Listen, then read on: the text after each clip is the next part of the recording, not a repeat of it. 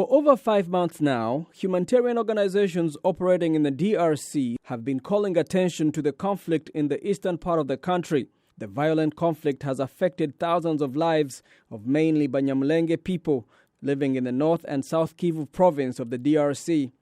Reports say that more than 100 villages have been burnt by local Mai Mai militia allied with foreign fighters. The conflict has affected over 200,000 people, many of them fleeing their homes in areas like Minembwe. Local activists like Jean-Paul Ruhosha say that even though there is growing evidence of continued attacks on his people, he is frustrated at the level of attention and action by the governments of the DRC and the local UN mission to prevent more violence targeting the Banyamulenge. Give us a little history of what is happening in that region. This is in the DRC, South Kivu province. Who are the Banyamulenge people? Banyamulenge are ethnic Tutsi that from in Mulenge hills. That's where they come from. That's where they are from. Banyamulenge are Tutsi ethnicity, and they are from Congo. They are Congolese. They live in South Kivu. And who is killing them? Who is targeting them? It's a Mai Mai working with the rebel groups, which is from Burundi, called the Redi Tabara and the FNL. And they are so they have allied themselves with the local militias in Eastern Congo? Yes. And they are targeting the Banyamulenge? They are targeting Why are they targeting the Banyamulenge? Good question. We think it's economic interest. They want to kick them out of their land. Too, they want to take their cows to use as a resource of their walls to get to pay their fund their own rebellion, whatever it is, yes. And they're trying to go back to their country. We don't know why exactly they wanted to do that. Why they want to kick them off their land and take a control. The issue is now. I've always heard that there's been an issue, or we've been reading that there's been an issue in Eastern Congo, a very well-known conflict for years. What is happening? What is new now this year in 2019 as we speak? What are some of the new developments you can tell us about? The new development, we had the conflict for a long time, but this one, it's different. It's just the way they killed them. They said, no, we are here to finish Banyamulenge. We are here to take all their houses, all their belongings, or their properties. We're burning the house down. Who says that? This is the Mai Mai and their coalition of Redi Tabara. How do they express that? Do they express that in the killings? Do they have like a radio, any written document where they express themselves as saying that this is the Banyamulenge are people that we need to get rid of? Social media, that's the tool they use. Two, on WhatsApp thing, they always use that. And also the people that they captured, they're saying, we are going to finish all the Banyamulenge, and we have a mission to kick them out of the country. And that's the problem, that's the genocide. Let me quote what Kofi Annan said. Kofi Annan once said that genocide is not the number of the people that's been killed. It's one person killed because of the way he was born. He didn't do anything. They just kill you because you are Banyamulenge. That's the definition of genocide, and that's what's happening to Banyamulenge right now. How is this flare-up in the conflict, this recent flare-up, how different is it from the past, say in the 90s or in the early 2000s? What are some of the differences, aside from the fact that there are new alliances made by these different militias, the Mai Mai, aligned with Redi Tabara? What are some of the other differences? We never had the government being involved in such a deal. I call it a deal. You're talking about the government of DRC. Okay, so you're accusing the government of the DRC of being involved in the killings of its people. Of course, and I have evidence to prove that. That's a very strong accusation. Yes, and I have evidence to prove that. Why? In 0.6 mile, where the base of the government is, it's the place that they are killing the people. And they are attacking, burning the house. Minembwe. This is a Minembwe. Okay. I will show you. Just to give us a little geographical understanding of what this region, this is Eastern Congo. This is in Eastern Congo. In the province of South Kivu. Yes. Right? Yes. What are some of the main cities or some of the main towns or areas that we should know about? The targeted place right now, where they live, Banyamulenge, a lot of Banyamulenge, is in Itombwe and the Mwenga and the Minembwe. That's where most of the Banyamulenge are. And right now they just finished the Oro Itombwe. and they did when the you same. Say they finished. When I say they killed finished, everybody there. They didn't kill everybody. They banned their strategy of this war. I think that's the point that I should explain to you. One, it's a banning all the houses down, displacing them, banning them completely to the ground, so that they can kick them out. That's number one. Number two, it's to take all their belongings. This is the cattle keepers people. They take all their cows. So if you do that, then they ban all the food they have, everything that they have. Then that's a strategy to kick them out of the country. So they will die with the anger, they will not have anything. The second one was to kill everybody. If they take your belongings, then you remain. So at first they try to burn the houses, take your belongings. They don't target the people. Yeah, they didn't try. They banned all the houses. So they burn the houses, take their belongings. Take their belongings. And the people have to leave. They have to leave. They are told to leave. They are told to leave. And when they resisted on leaving, then they are killing them. And that's what's happening. More than 300 people are being killed in this conflict. Now, they finished all of Itombwe, and now they are trying to attack Minembwe. Actually, just had the report today that they've been attacked today. And the government, again, they are not intervening. Another thing, MONUSCO is in same area where this is happening, but no intervention. Let's get to MONUSCO a little later on, but let's first get the, I guess, so we're talking about they finished Itombwe, the Mai Mai, yes, and whoever they allied with attacked Itombwe. How many people were affected in that specific area? The report says 200,000 people. 200,000 people, yes. That's a lot of people. That's a lot of people, yes. It was covered by BBC, it was covered by RFI, France, it was covered by Al Jazeera, it was covered by VOA also. So 200,000 people being displaced in a country. In a country. What did the government of the DRC say? Good question, nothing.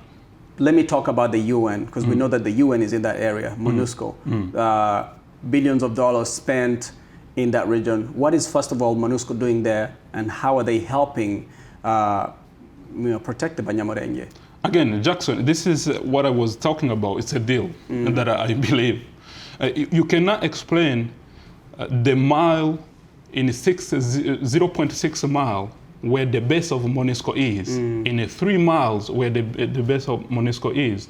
They are killing the people. The rebel group, and not even in the Congolese group, just the Congolese group Mai Mai, no. This is Burundian groups who comes and do the coalition with the Mai Mai and identify the one tribe of Banyamulenge to kill them.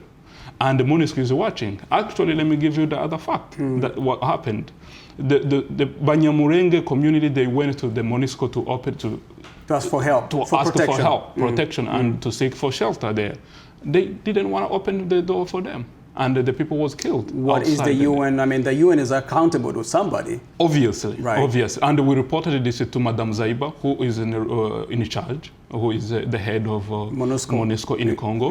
We had more than 8 delegations of Banyamulenge. They went to talk to her. What did she say? Unfortunately, nothing. They said they're going to help, but they never helped. Okay, so we talked about Itombwe, which is an area that had over 200,000 Banyamulenge. They had to leave because they were attacked. What is the other two places, the other places that are being targeted right now? Right now it's Minembwe and the Mwenga. That's where the fighting is happening. That's where it's happening. The attacks are happening. The attacking is always happening. Today it's Minembwe. The report that I have today, they attacked Minembwe, and that's where they're fighting. So as we're talking, the consequences these attacks are still continuing? Right now, a few minutes ago, I got the report on my phone a few minutes ago. What are you as activists out here in the US doing to bring this issue to the attention of the international community? Yesterday, we did have a demonstration at the Capitol Hill. The reason to go to Capitol Hill, we went to the Capitol Hill, we went to State Department and the White House and the Congolese embassy here. To demonstrate? To demonstrate. The purpose was to explain what's going on, especially most of Banyamulenge here, we had more than 350 people that was here in the Capitol Hill. I hope you will show the video of them, what they did. The purpose was, most of them, first of all, are American. They wanted to talk to their representative to explain to them what's happening to their families back there, and telling them that we are taxpayers. we are paying our tax to the U.S. government, and the U.S. government, they contribute to MONUSCO, to fund the MONUSCO, that they should stop funding them and try to fix the issue if they cannot protect the people. And remember, in their mandate, it's a protection of the people and their belongings. That's their mandate in Congo. But unfortunately, they haven't done that. And we went to the Capitol Hill. We talked to the senators who are in charge of African committees and the House, the House of Representatives. We did talk to them. To talk to members of Congress. To members of Congress. And also to talk to State Department to tell them what's happening, what's going on, so that they can intervene to stop these killings. And we believe that it's going to lead on a genocide. Yes. Why do you think this issue has not captured the attention, the required attention from the international community, and especially here in the U.S.? There is two reasons. This is an area where there is not a lot of cameras, and the people who designed it, they wanted to do that because there is no camera. And I believe in a camera. I believe on raising a voice on doing that. That's number one. Number two, they never thought that there is anybody who can report this. And that's why you haven't get attention. And that's why we are on front line to talk to all the media so that they can cover that. So that people who don't know, they could know this and investigate who is behind these killings and what the purpose of those killers to stop that. You cannot, Minembwe, let me explain you one thing, and the purpose of it behind that. Minembwe, it's a nice place. When you look economically, if you develop it, it's very resourceful. It's very resourced. It has a lot of resources, natural resources, and minerals. Even the weather, minerals and everything. Even the weather, those people who are cattle keepers, this is the place that they chose to be.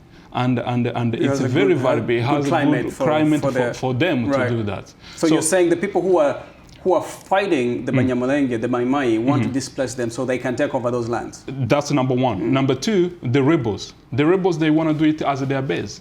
When they wanna fight with either Burundi or Rwanda or any other country, this is a good base. Which is another dimension to this conflict. I guess we need to talk to next. Yes. So you're saying that these other external forces that are fighting their countries from and using Eastern Congo as a base, this is a fertile ground for them because it has all these natural resources, good climate. I guess I'm sure forest cover, and hills and whatever strategic purpose it serves for their fight.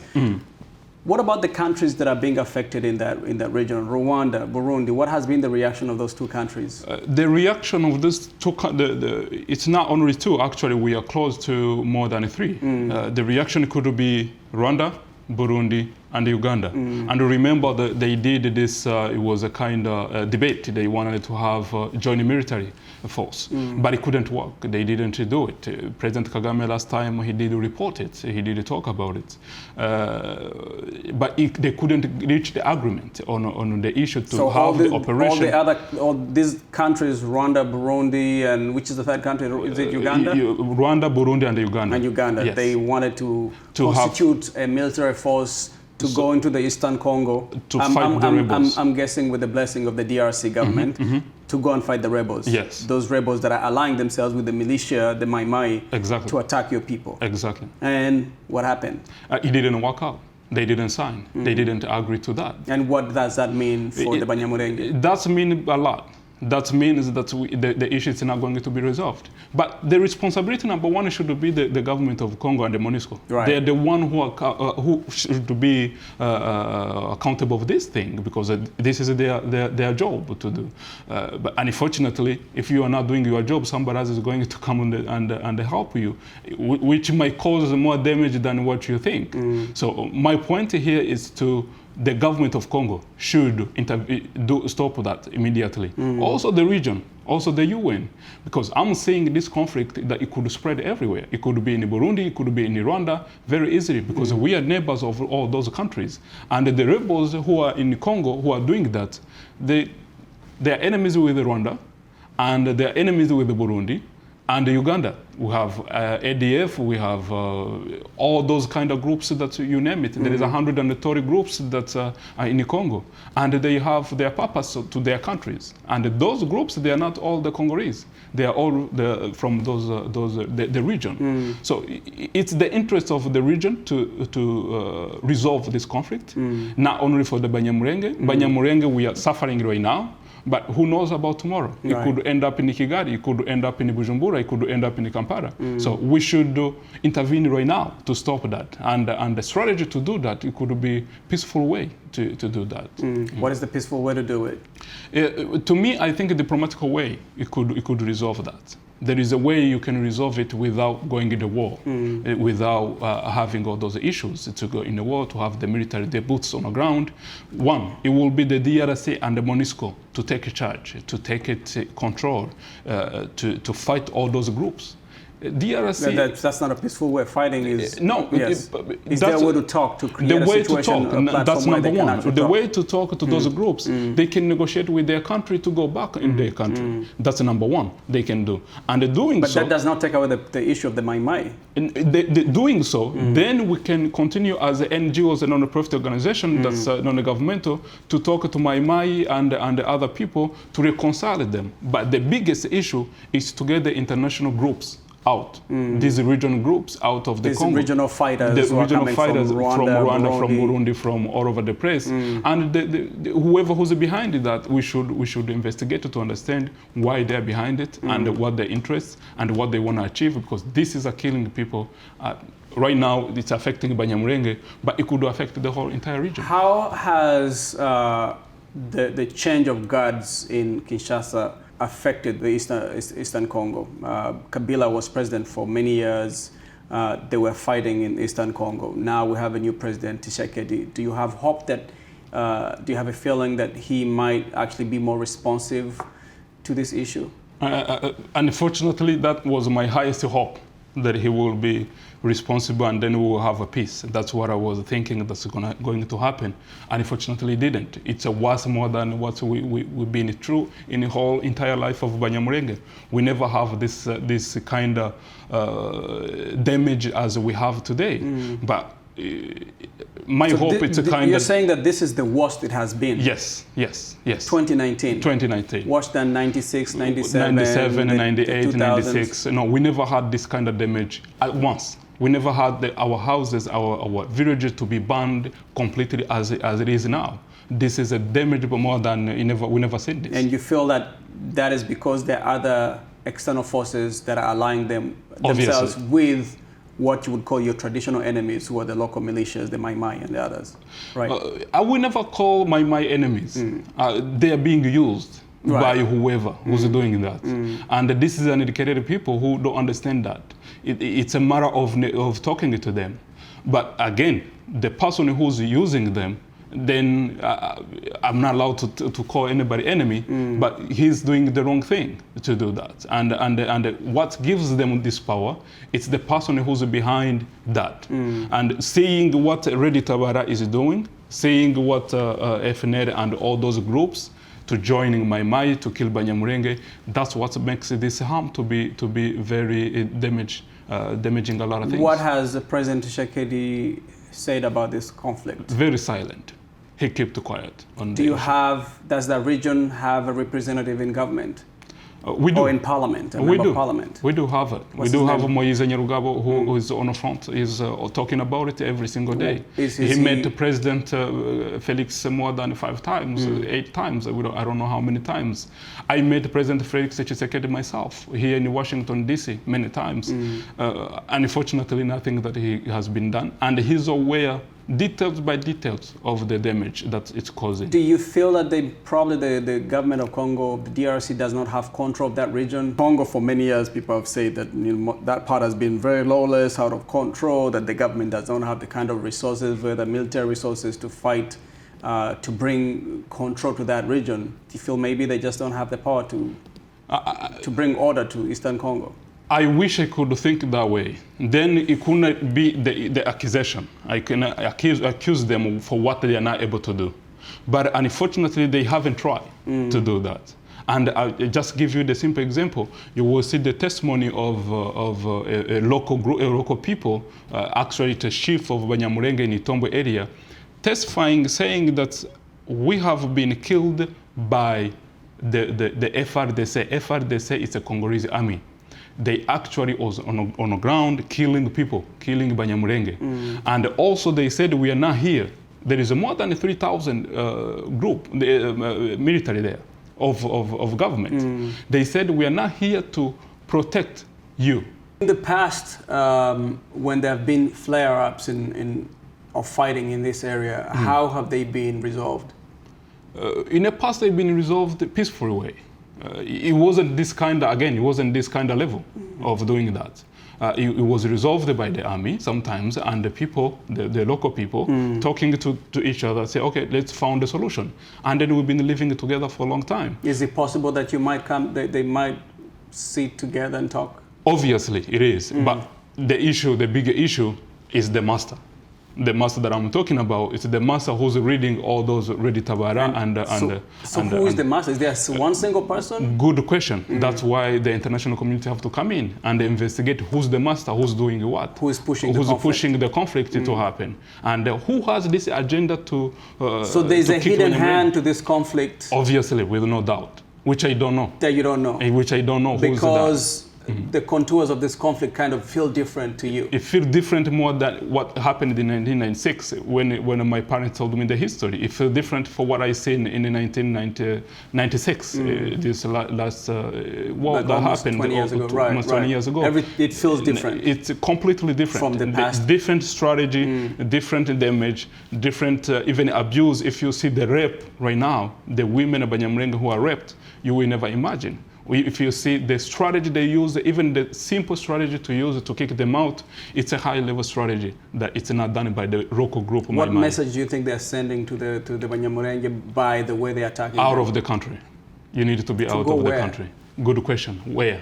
You can deport somebody who come from somewhere. But these are the people who was there before Congo was Congo, before Africa was divided into the countries. So we don't know where they're going to take them, where and who has that agenda, and what the interests of that master who want to take them, whatever they want to take them. Jean-Paul Ruhosha, thank you very much for coming and talking to us about the issue of Murenge. Thank you so much. I appreciate it. Thank you so much. Right. Thank you. Thank you for having me.